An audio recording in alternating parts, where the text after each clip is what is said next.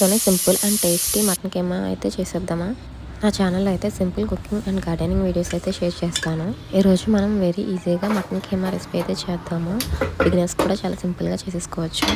First అయితే stove on చేసి cooker పెట్టి ఆయిల్ అయితే వేస్తున్నాను. ఆయిల్ హీట్ అయ్యాక 3 ఆనియన్స్ అయితే నేను చాప్ చేసి పెట్టుకున్నాను, అవి అయితే యాడ్ చేస్తున్నాను.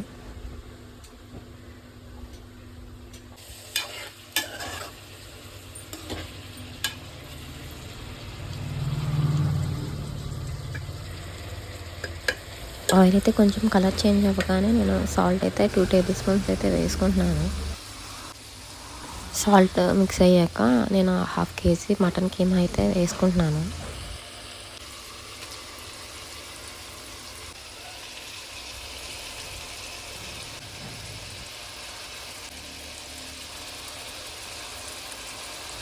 చిల్లీస్ కూడా యాడ్ చేసుకుంటున్నాను.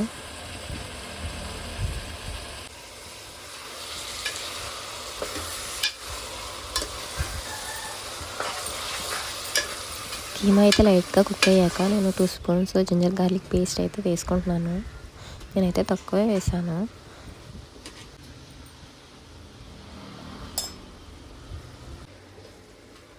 జింజర్ గార్లిక్ పేస్ట్ మొత్తం మిక్స్ అయ్యేలా బాగా అయితే కలుపుకోవాలి. ఈ కీమాలోంచి వాటర్ అయితే వచ్చే వరకు మనం అయితే వేపుకోవాలి. కీమాలోంచి వచ్చిన వాటర్తోనే ఈ కీమా అయితే కుక్ అవ్వాలి. ఈలోపు మనం మన కిచెన్ గార్డెన్ నుంచి కొరియాండర్ లీవ్స్ అయితే కట్ చేసుకుని తెచ్చుకుందాము. ఇవైతే నాటు ధనియాలు అనమాట. కొత్తిమీర అయితే చాలా ఘాటుగా ఉంది. మన కీమా కూడా వాటర్ అయితే మొత్తం బయటకు వచ్చేసింది.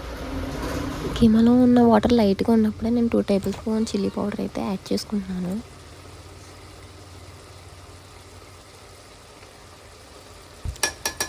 ఇప్పుడు అయితే నేను 2 గ్లాసెస్ ఆఫ్ వాటర్ అయితే యాడ్ చేసుకుంటున్నాను. చూడటానికి కొంచెం కారం తక్కువగానే ఉంది, కానీ కుక్ అయ్యేసరికి అయితే సరిపోతుంది.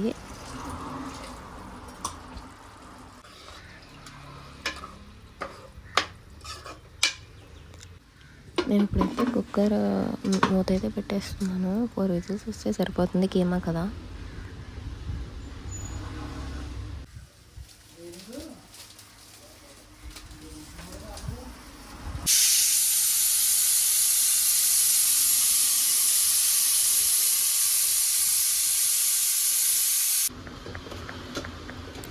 కుక్కర్ అయితే మూత అయితే ఓపెన్ చేస్తున్నాను. వాటర్ అయితే కరెక్ట్గా సరిపోయినాయి.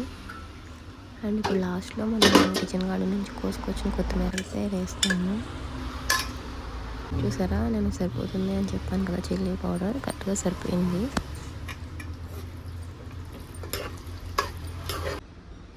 నేనైతే రైస్లో తింటున్నాను. చపాతీతో కూడా చాలా బాగుంటుంది టేస్ట్ అయితే. కర్రీలో అయితే నేను ఎలాంటి మసాలా అయితే యూస్ చేయలేదు. ఇది ఇలానే తింటేనే నాకు టేస్టీగా అనిపిస్తుంది ఏంటో. కర్రీ అయితే చాలా బాగుంది. మీరు కూడా ట్రై చేసి ఎలా ఉందో కామెంట్స్లో అయితే చెప్పండి. వీడియో నచ్చితే లైక్, షేర్, సబ్స్క్రైబ్ చేయడం అయితే మర్చిపోకండి. మరిన్ని ఇలాంటి వీడియోస్ కోసం సబ్స్క్రైబ్ చేసేసుకోండి.